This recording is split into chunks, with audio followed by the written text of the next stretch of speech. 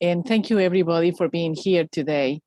We are very excited to have you with us for today's conversation in which we will examine the changing landscape of healthcare and health education.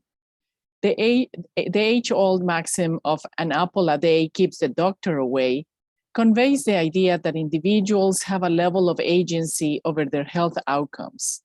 This aligns with the modern concept of health span, which is a proactive and people-centered approach to health, focusing on care, not cure, and wellness, not sickness.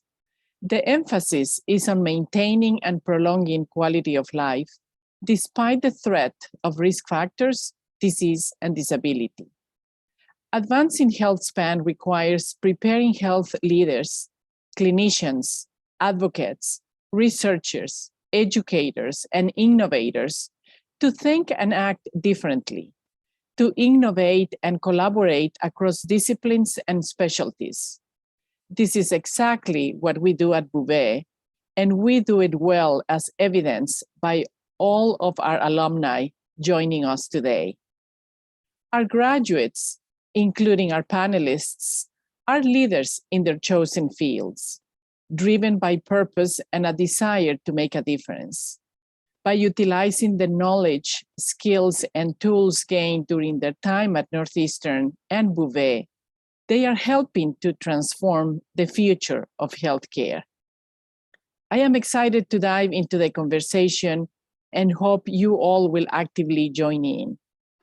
Before introducing our panelists and moving into today's program, I'd like to acknowledge and thank my colleagues, Matt Lucerto, Director of Affinity and Domestic Engagement, and Diana Bronchuk, Assistant Director for the Educational Initiatives in the university's Office of Alumni Relations. I also like to thank Crosby Enright, Associate Director of Strategic Initiatives at Bouvé. They all have contributed their support and partnership in driving and coordinating today's event as the co-conveners. So thank you so much for being here today. And now I'm going to ask each of our panelists to introduce themselves briefly. We'll start with Amma. Thank you, everybody. Hello, everyone. My name is Amma Donkor, and I'm a graduate of the Bouvé College of Health Sciences Joint BS and PH program. I completed my BS in Health Science in 2017 and my Master's in Public Health in 2018. After completing my master's, I went on to work as a clinical trials coordinator at Rhode Island Hospital and now currently work as a health specialist at the National Institute on Aging, one of the 27 institutes and centers of the National Institutes of Health. At this time, I would like to state the disclaimer that the views and opinions I express today are my own and not the views of my employer. Thank you.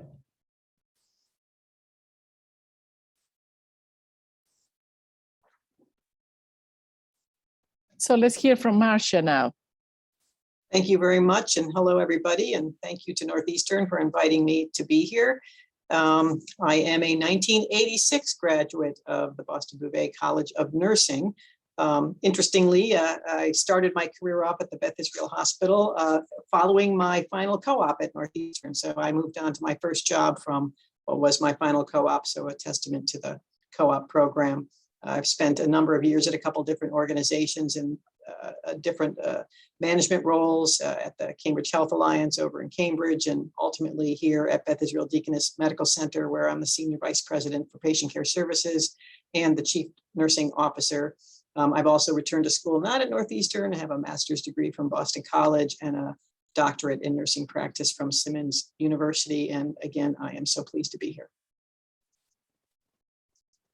Thank you, Marsha. Azita. Hello, my name is Azita Razzaghi. Thank you for the invitation, and I'm pleased to be here. I am undergraduate degree from, I graduated undergraduate from Northeastern with Bachelor of Science in Pharmacy, and subsequently I'm coming from the old school. That PharmD program was a graduate degree. I also have my PharmD degree from Northeastern. I have been in industry in safety and pharmacovigilance in drug development for clinical trials and post-marketing. Currently, I am head of safety pharmacovigilance at Versted. Pleased to be here. Thank you. And last but not least, Haley. Thanks, Carmen. My name is Haley Waud. I graduated in 2012 with my Bachelor of Rehab Science from Northeastern, Bouvé, and then 2013 with my doctorate in physical therapy. I practiced as a physical therapist for many years and started coming up with inventions and started learning how to get patents on them and license them to companies for royalties. After a couple years of doing that, along with being a physical therapist, I went full-time to be a product developer and started helping out other inventors with their inventions, helping them take them to market or get them licensed. So I now do that full-time. I haven't practiced physical therapy in a couple of years. And I am from Chicago originally, but now based in San Antonio, Texas. So thanks so much for having me. Thank you all for being here. And as we get started and ask the audience to start thinking about questions of all of you, let me start by asking each one of you if you could briefly comment as you think about your career paths and experiences since graduating. What would be one or two particular skills or values that you want to share with us that you believe Northeastern imparted on you that have guided and served you well in your professional life to date? And we'll start with Amma. We'll go in the same order, if that's okay. Amma, Marsha, Azita, and Haley. Sure. So I think the 1 to 2 particular skills I can think of are group networking and engagement together, and then the opportunity to explore the variety of opportunities. I think one thing that was really great about Northeastern was that I truly had the opportunity to explore. Just a bit of background about me. I actually started off at Northeastern as an undeclared student in the Explore program.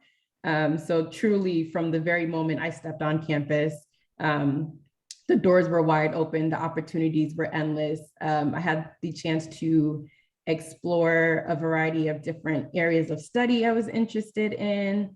And even throughout my academic career, I had the opportunity to be a part of various different groups and organizations. I was an orientation leader. I was an RA. What didn't I do on campus? Fun fact, I worked at Shillman Hall. I used to open up the Dunkin' Donuts there. So truly just realizing that the opportunities are endless and that there's always a way for you to be able to develop skills that you already have and learn new skill sets, no matter if that's in the classroom or outside of the classroom, and just the opportunities to meet people with all of these experiences that come in. Thank you. I'll go now. And I referenced in my introduction that my first job was in fact an outgrowth of my co-op experience. And in fact, I often tell the story when I'm meeting new staff in orientation at the hospital that I started out as a patient care technician, which is what my co-op experience was. And now I'm a senior vice president at the hospital. So I sort of kind of lay it out for them that, lots of opportunity.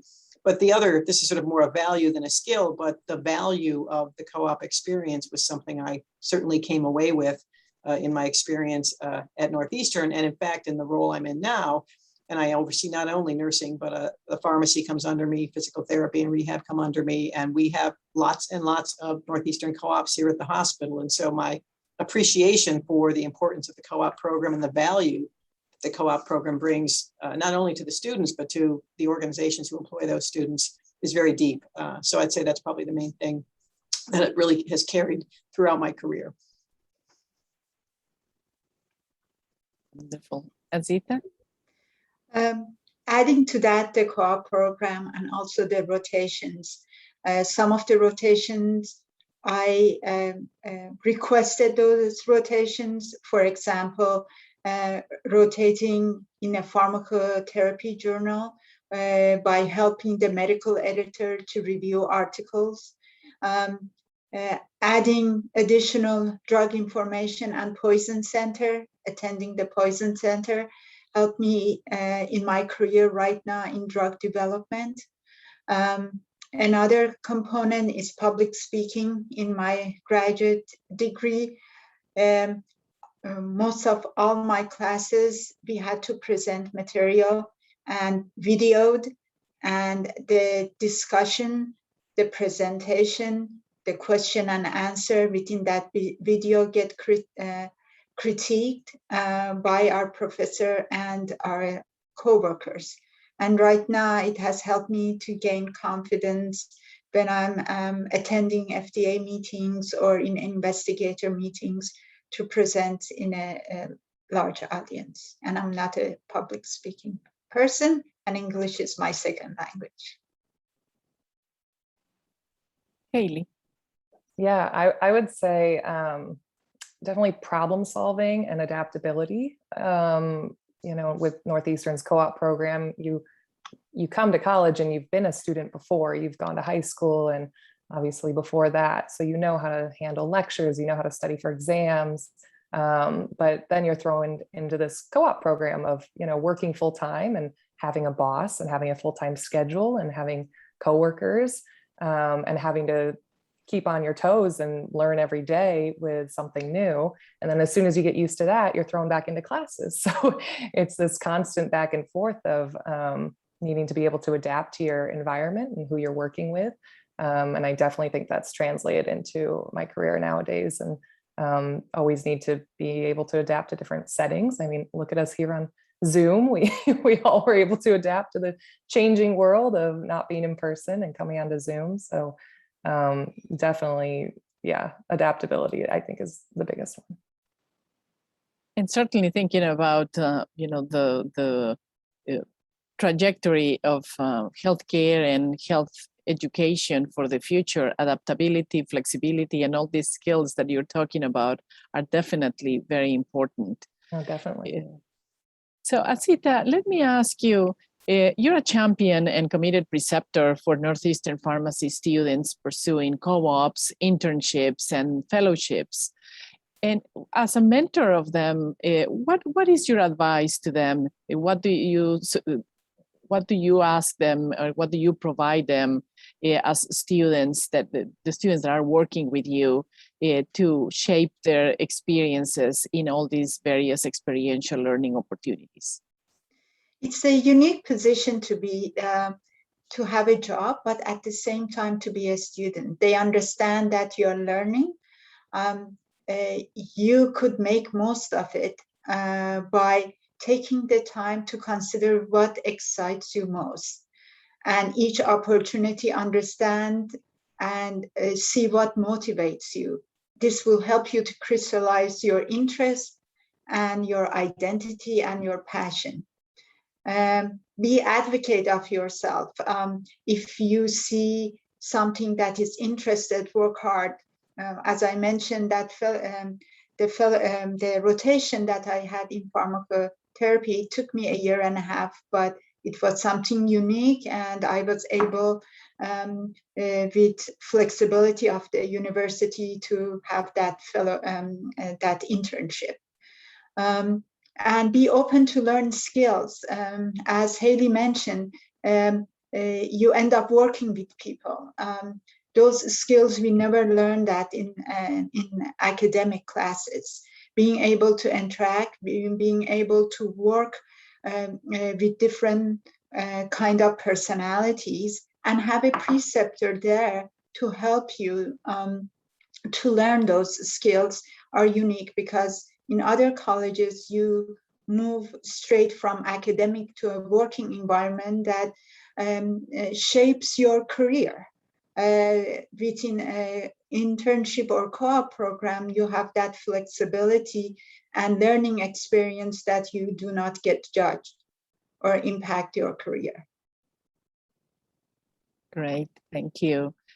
Ama, when we think about the term public health, which now is popping up in our daily conversations and vocabulary more than ever before, Can you talk a bit about the different elements encompassed within public health and how public health education is evolving, particularly through the experiences that we are facing today with COVID-19? Sure. So I'll start by saying something that's on the APHA website, which is that public health promotes and protects the health of people and the communities where they live, learn, work, and play. So just take a second to reflect on that. Right, this really shows how large the field of public health is. I believe public health education is constantly evolving, and our experiences with COVID-19 has continued to enhance the collaboration across a variety of fields to promote public health improvements. For example, as I'm sure many of us have witnessed during this pandemic, many people have worked collaboratively to come up with ways to improve vaccination uptake. The conversations require a wide range of experts, from those knowledgeable about direct patient care to those knowledgeable about hospitals and healthcare systems, information technology, artificial intelligence, different aspects of research, ethics, laws, policy, health equity, social justice, communications. You know, I could go on, the list is quite lengthy, but I think this really shows how public health education and public health are really evolving to enhance collaboration. This, the way you encapsulated public health is something that we have to utilize more broadly when we are attracting students to come to the public health field, because you encapsulated it beautifully. Thank you, Emma. Haley, as a licensed physical therapist and successful entrepreneur, can you talk about the value of interdisciplinary education and any notable examples of interdisciplinary work or cross collaborations in your own career path?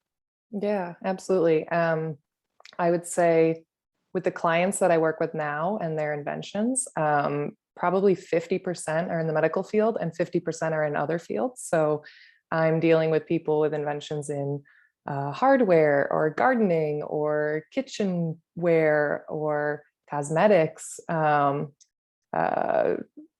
could keep going, but there's just like every field really. And I have to be able to understand a little bit about each of those fields. And so if I don't, obviously I adapt and I go and I quickly Google and learn a lot about it so that I can fully understand their invention and why it's something that needs to be improved in that field. But on top of that, not only my clients' inventions, but who I have to work with to get my own products out. You know, I didn't take any business classes when I was at Northeastern, and I should have, looking back. Maybe even an Excel class so that I could understand how to work Excel. But now I work with patent attorneys and getting intellectual property on these things and trademarks. I work with website developers. I work with videographers. I work with graphic designers on creating virtual prototypes. I work with people that can create physical prototypes, 3D printers, people with marketing, accounting. I mean, everything. When you start your own business, you learn how little you know actually, and how much you need to rely on others and learn a little bit about each of those different fields. Working in a team is something that in healthcare we know very well, and how it augments the opportunities. It's pretty incredible for sure. And Marsha, before we entertain questions from the audience, your path is incredible, going from patient care technician, as you said in your co-op, to senior vice president and chief nursing officer in a very reputable hospital, premier hospital in the healthcare system. I'm intrigued for you to talk about your definition of health leadership. How has it developed or transformed through your experience working in the leadership roles that you have had and currently have? A great question. There are a lot of things about being a healthcare leader that aren't really different than being any kind of leader in terms of being effective or what's really important. So I think, for example, about being able to communicate an inspiring vision that engages other people to want to work towards that vision, or being able to sort of see around the corners, to be able to see what's coming up in ways that other people can't see. So those aren't unique to healthcare. Those are sort of required of any leader. But I think there are some things about healthcare that are unique. You know, when I was looking at this question, I was thinking a little bit about the perhaps now discredited quote that's attributed to Mark Zuckerberg about move fast and break things. I think he now might worry that he broke things too much, but in healthcare, you can't move fast and break things, because the things that we work on are people's health and well-being. So there's something unique about healthcare compared to other professions that I think is particularly important, and also the complexity. So if you're in an industry that doesn't so much involve people as the focus of what you're doing, things can be more standard and predictable.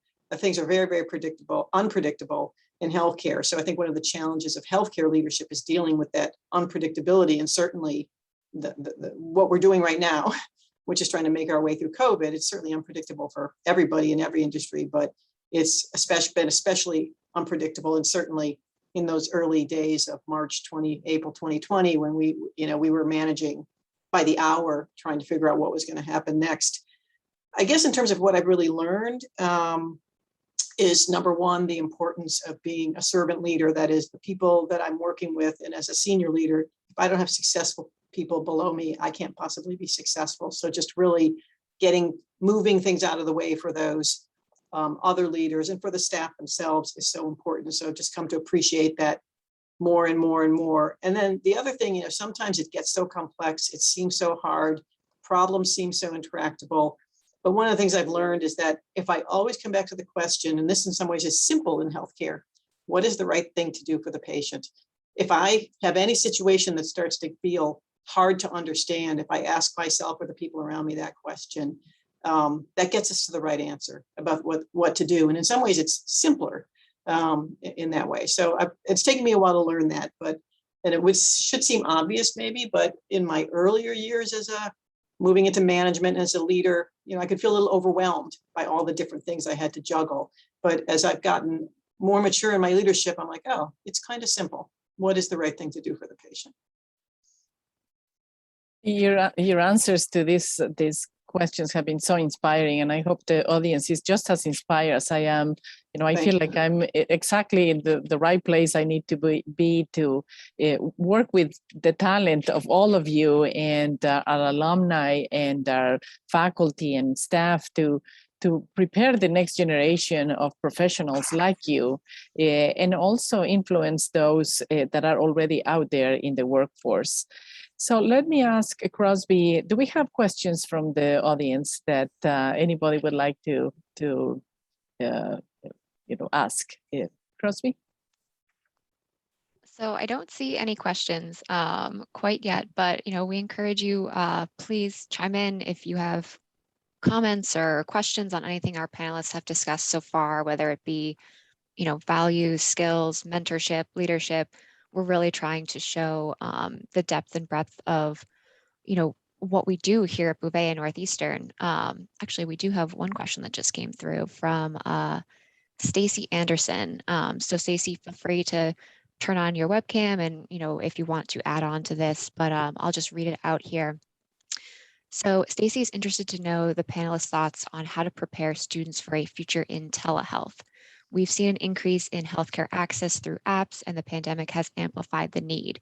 Are there aspects of telehealth training you think students may be missing, or that they should be exposed to early on in their studies? So that's a general question for any of the panelists here.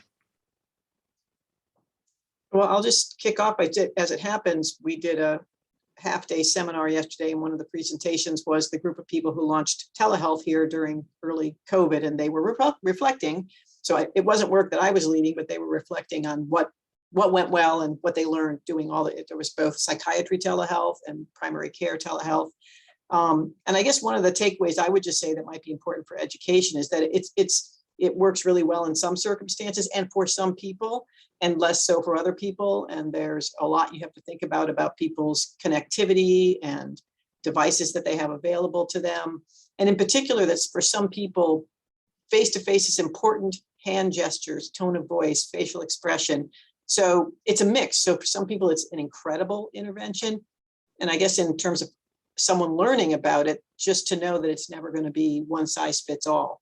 Telehealth can work great for some people, and you have to be paying attention to what that patient is going to need. I'll chime in and say, I think we're naturally adjusting to this digital world and being on Zoom for things that we didn't expect to be on before. Virtual cooking classes, you never really thought of that as being a thing, but people are now doing it. So I think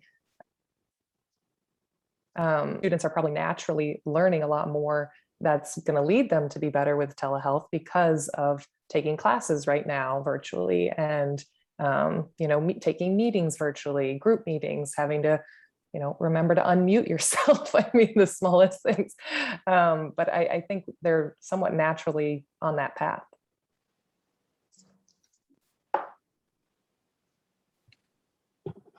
Yeah, great. Thank you both. I'll just chime in too. And I think, one of the things that the faculty at Bouvé are trying to think through now is it's not only using the technology, right? It's using it as an individual interacting with another individual. It's that human element. And, to both of your comments, Marsha and Haley, I think that's the piece that, certainly we can teach individuals to use the technology, but it's also keeping in mind the human element and the patient at the center of that.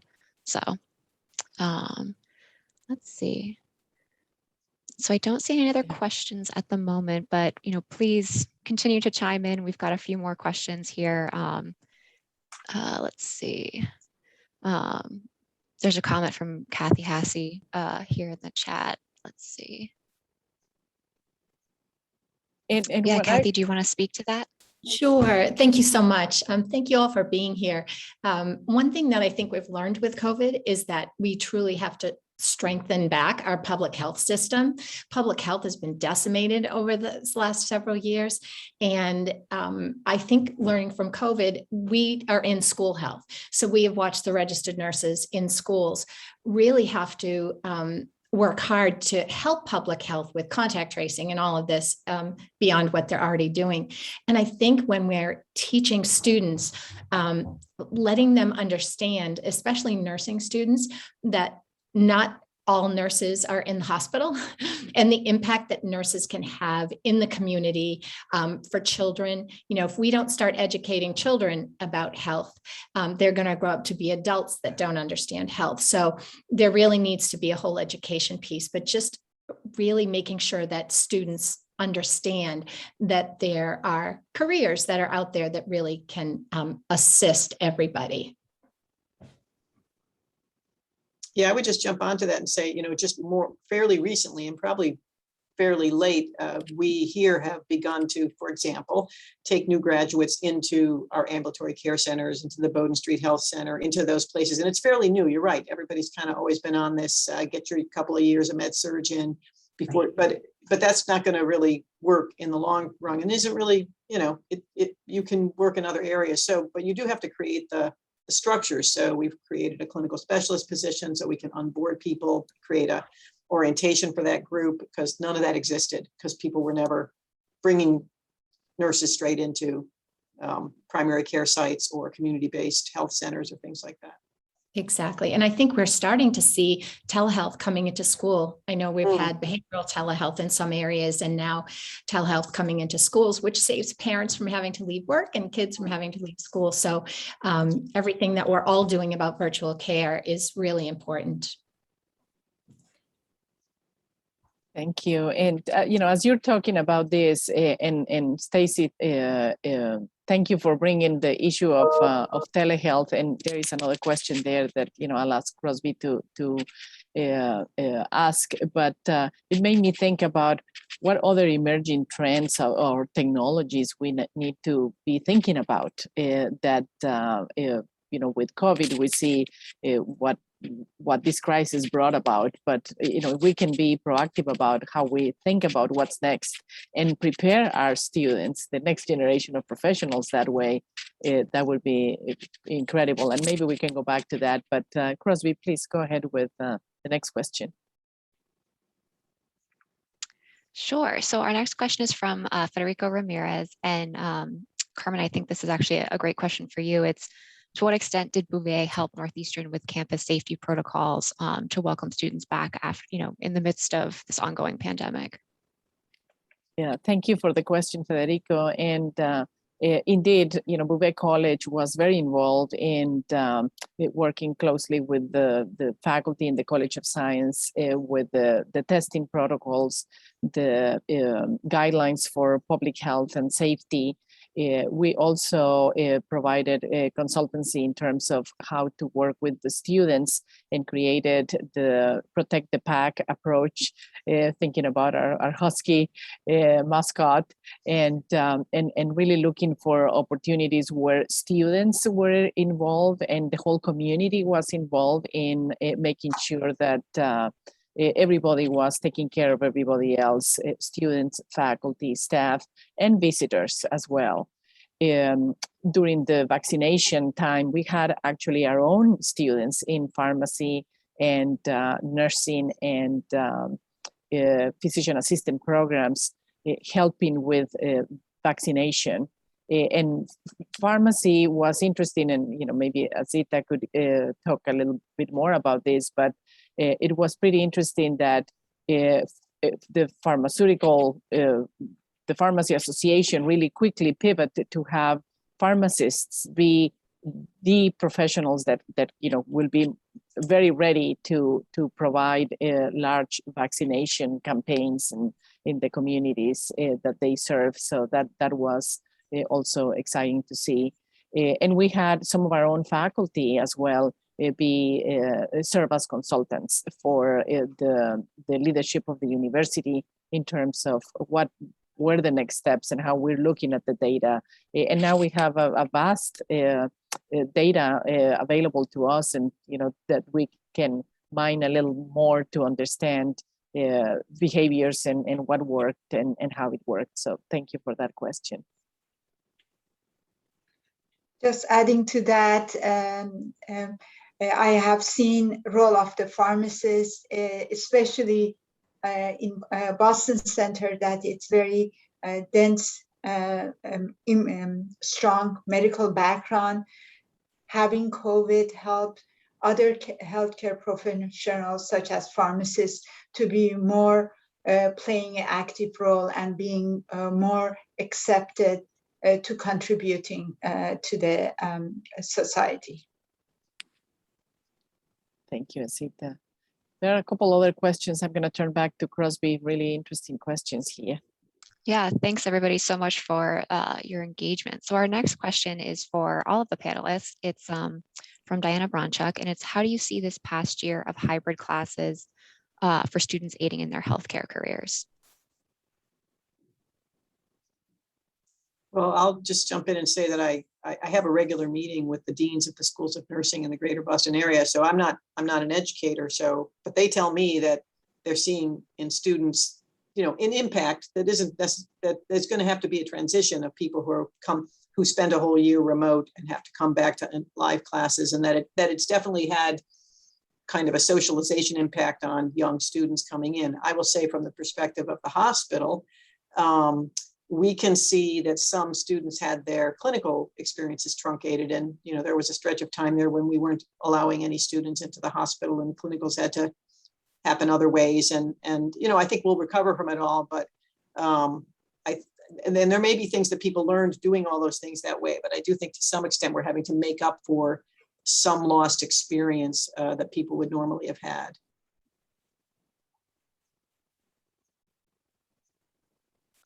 What I would add to that before going to the next question is, and thank you, Marsha, for making this comment, is the counter to this is, can we be thinking as educators on other ways to provide the skill set in clinical education that is not direct patient contact, right?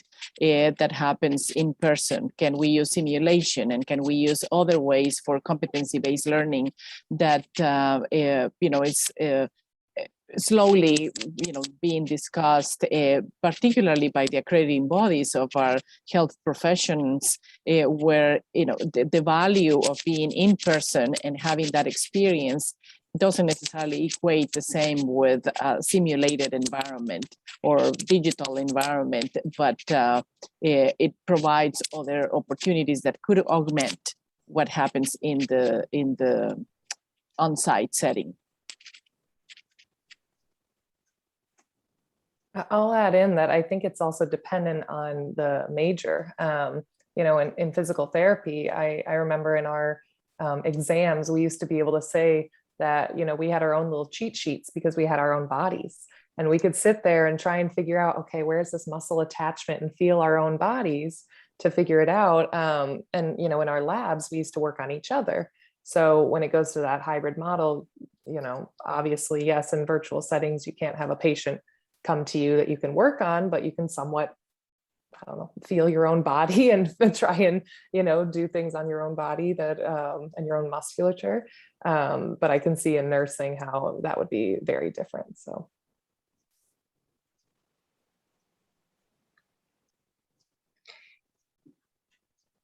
All right, great. Thank you all.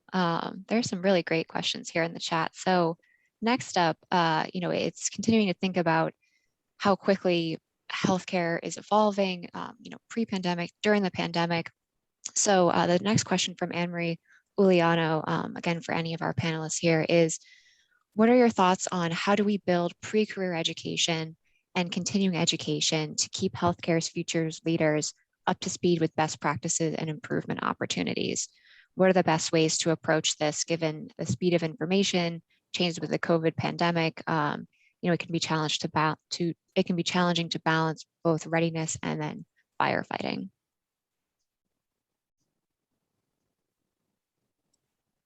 I think that oftentimes when I think about public health and having other younger people understand public health, I sort of think back to my own experiences and how I don't think that I had a full understanding or even the term itself until I was moving more into college or even like late in high school.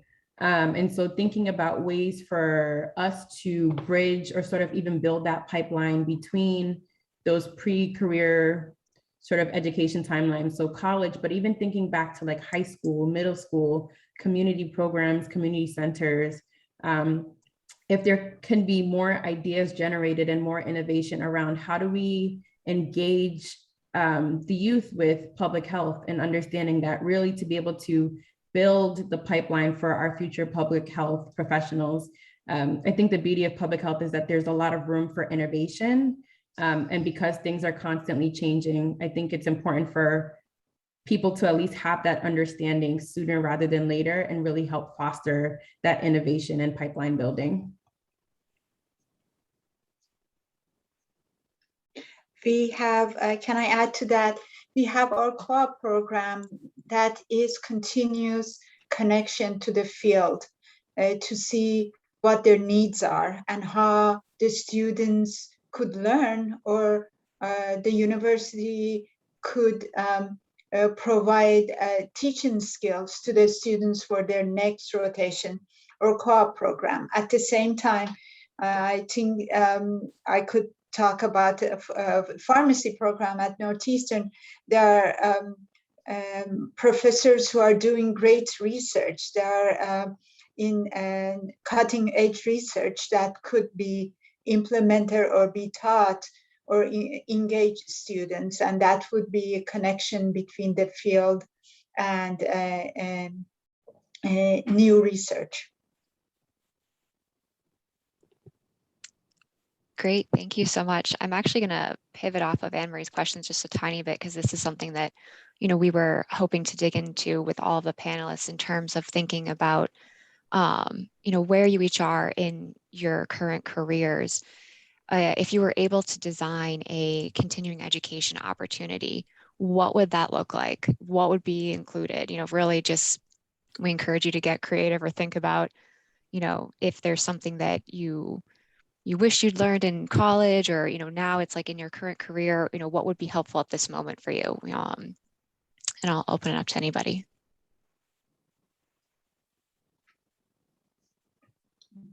I've been talking with Carmen about this. I have fellows and students coming, working with me, and they are certainly very good in their field, but within industry, there are a couple of components that you need to have knowledge. Like Haley mentioned, learning to use the Excel sheet or project management.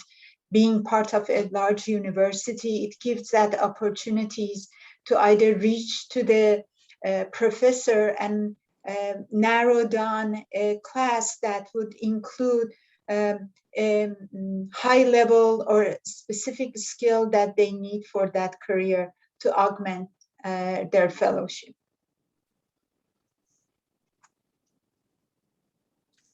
You know, I would say for myself, you know, I have, you know, a couple of different advanced degrees, but that still has left holes. And I think one of the other panelists mentioned maybe getting an MBA or getting another degree. You know, I'm always envious of people who have an MPH, because it definitely seems like there are aspects of that would be really great if I had gotten some of that, and some things I might have gotten out of an MBA program. So really that kind of begs the question of sort of some way that you can create hybrid sort of different learnings that may not result in a particular degree, but sort of fill the gaps. And I'm sure there's ways to do that. But if that was sort of a more, you know, I could think in my world that there's pieces of lots of different degrees that would be useful, sort of to bundle that in some formal way, so it felt a little more accessible to someone without having to pile up 3 more degrees and all the related time and expense associated with that.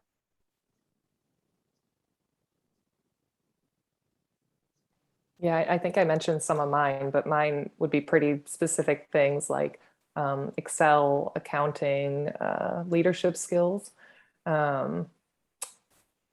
being able to graphic design, marketing, sales. I mean, all the stuff that comes along with the business that I did not learn going through the physical therapy program. And not every PT should learn that, but definitely with continuing ed, being able to go back and just take those individual courses, I think, is what really would have helped me a few years ago.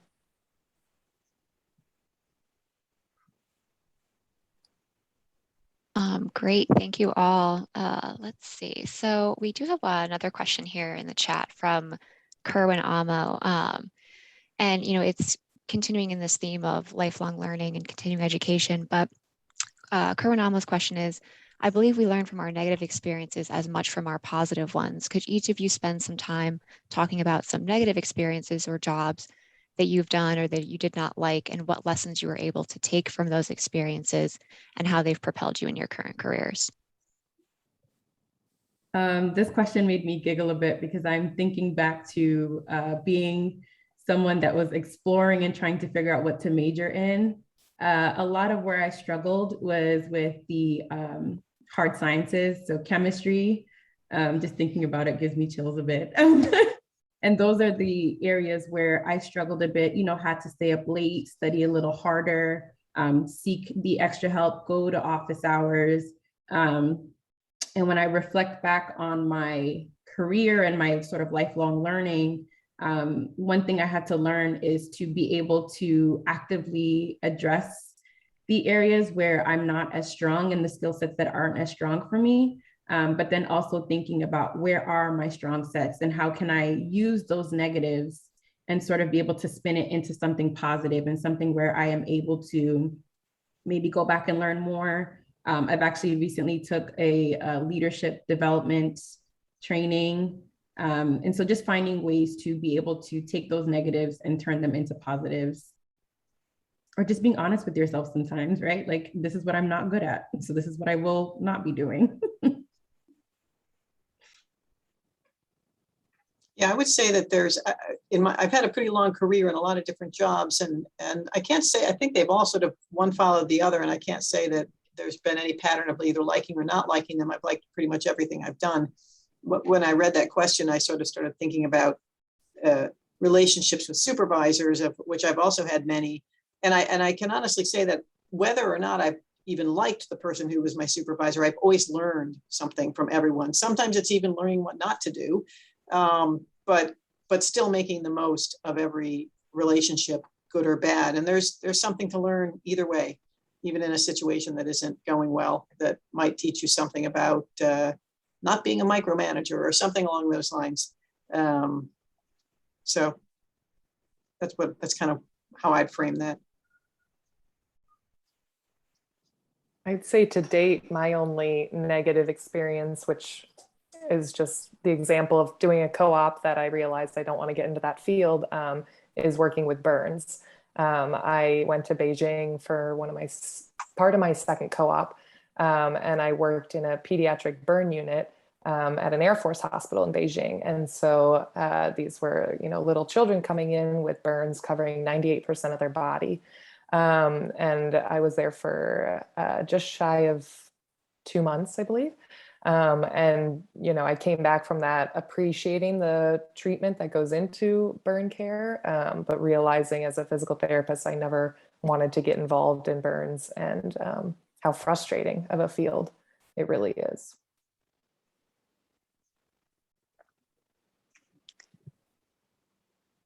Thank you. Azita, do you want to chime in with anything in your experience? Yes.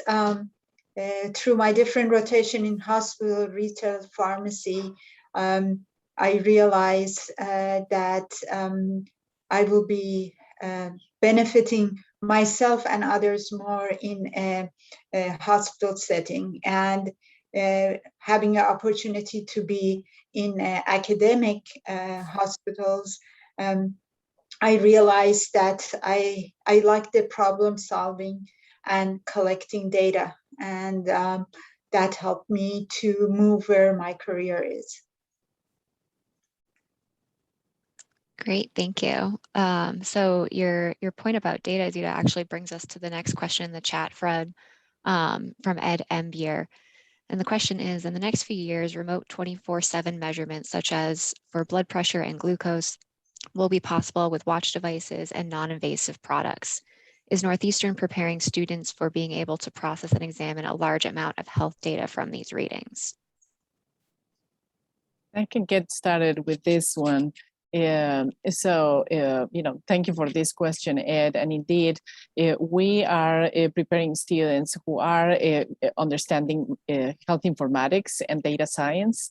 And in fact, we have those programs now that are distinguished panelists here of alums were not able to benefit from, a master's in health informatics and in data science. And we're also working with group on Odyssey, Observational Health Data and Information Science, on a master's degree that is looking at real world evidence for healthcare and the life sciences. And the premise of these programs, which, to Marsha's point of packaging knowledge in different ways, we're thinking about not only the traditional master's programs, but we're actually actively working on an accelerated experiential master's program, which is a one-year program that has elements of obviously coursework, but experiential aspects coming from the industry where some of the learners or students might be.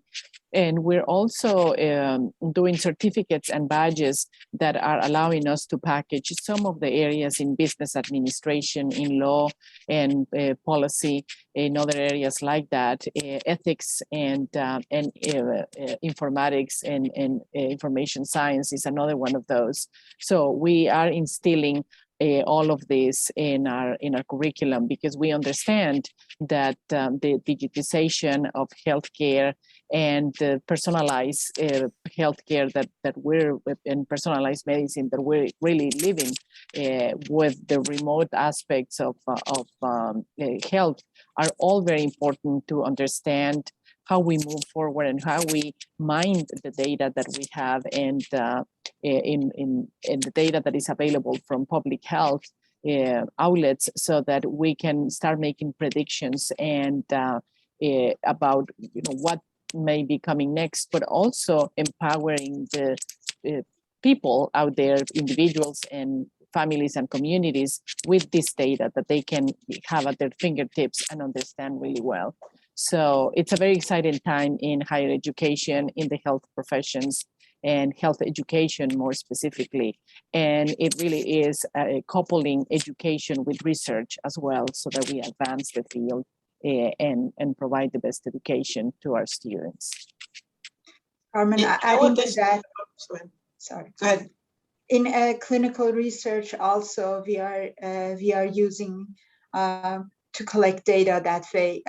Previously, patient will go to the investigator site to collect information such as blood pressure and whatnot. And that would be per visit. Now you could collect that information continuously, and also having patients to be part of their treatment, taking an active role. Some of the data, we get it instantly, and we could address it instantly, which we were not able to do that. Previously, regulatory agencies were not so much in favor of those tools, but given the pandemic, they are much more open and are encouraging our clinical trials to make most of this technology.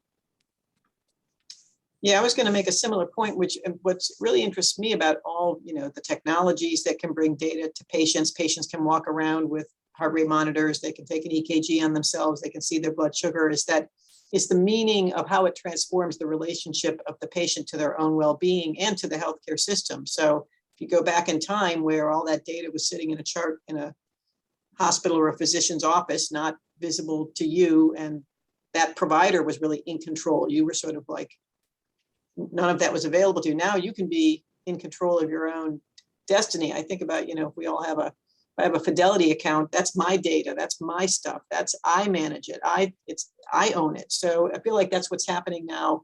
The potential is there. And I think particularly tech savvy young people are going to be like, I'm managing my healthcare. You healthcare providers are consultants to me, which we should be. And so it'll then challenge all of us to be more humble and less paternalistic in how, and it might be a bit of a jarring change for a lot of us. That's really a very good point, Marsha, and that's what I was referring to, the empowerment, right? Because by having access to your own data and understanding it, it's part of the health literacy and health education that we all need to have in order to see that we're not passive individuals receiving care, but we are actively engaged in seeking our own health.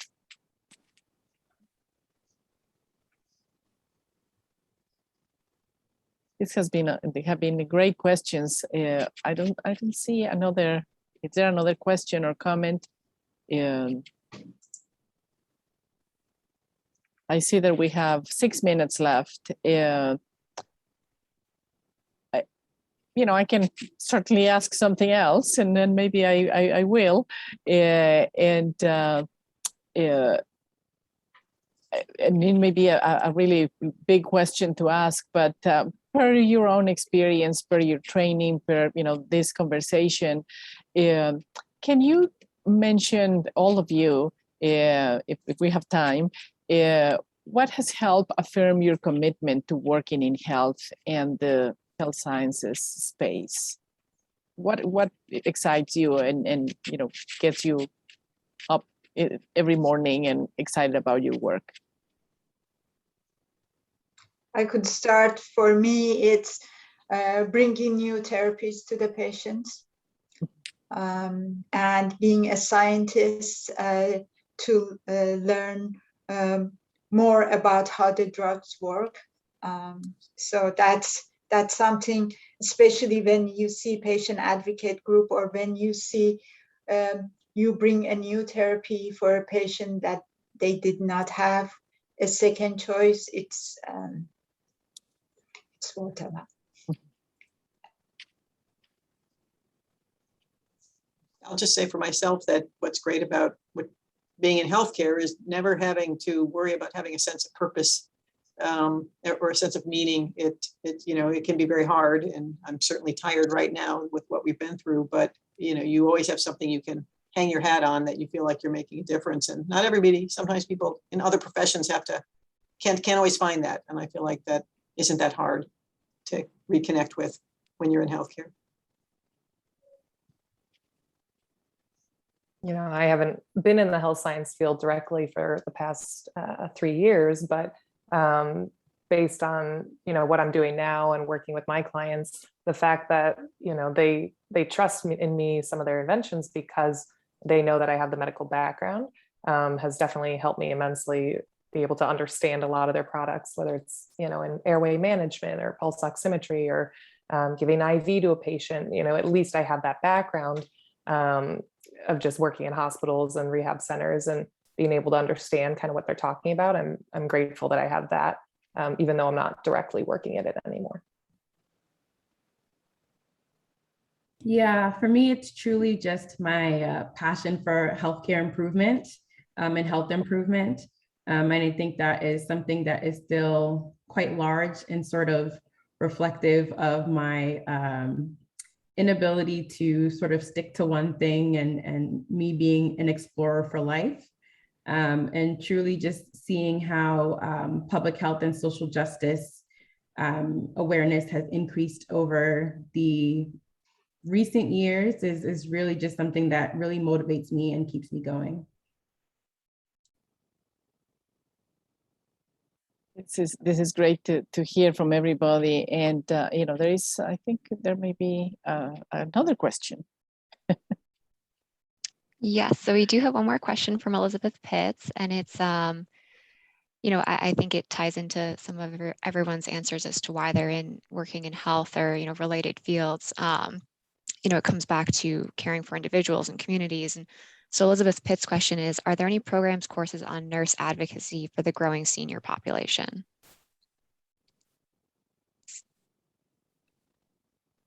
And it's interesting that Elizabeth is asking this question, because I was going to ask Amma, in her role as education specialist at the NIA, which is the National Institute of Aging, the focus on the older adult, the aging, population in terms of the research and the education that we do. I don't know if there is anything you can comment there that, the NIH, which is a very instrumental agency that allows us to create the evidence-based information through empirical research to make it into policy and guidelines. If there is any aspect there that you would like to talk about. And I wonder also, Marsha, if from the nursing side of things, the advocacy piece, if you can comment on that. And I realize we may not have time for it since it's 12:59. So yeah, we'll let Amma go. I don't have, she probably has more to say than I do. Yeah. So in my role, I focus a lot on clinical trials management. And so one thing that's really great there is having the opportunity to focus on patient safety and watching how the research is able to really build through the pipeline and go from something that is, a very new concept and a very new innovation all the way into something that can be implemented into healthcare systems. Yeah, I feel like that's as brief as I can be with the time. Yes.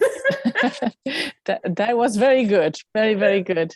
So thank you, everybody. I can't believe how quickly the hour went. We appreciate all of your presence, and thank you to my colleagues and alums and panelists here today.